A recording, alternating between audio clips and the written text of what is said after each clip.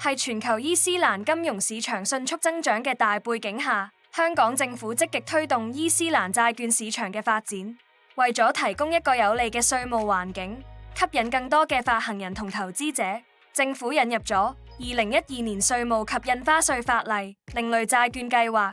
修訂條例草案。咩係另類債券計劃？佢係一種特定嘅稅務處理方式，專為伊斯蘭債券而設計。由於伊斯蘭債券嘅產品結構較傳統債券複雜，係現有嘅稅務法例下，發行伊斯蘭債券需要承擔額外嘅利得稅或者物業稅，並可能涉及多重嘅資產轉移而產生印花稅。因此，政府修訂稅例去清除呢啲被視為不利香港發展伊斯蘭債券市場嘅稅務障礙。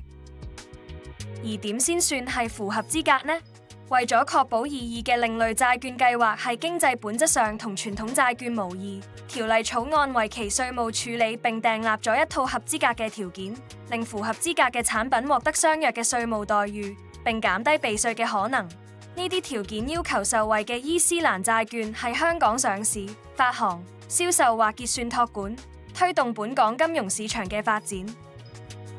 如有其他疑問或需要進一步的稅務建議，歡迎透過以下方式聯絡展群 CK。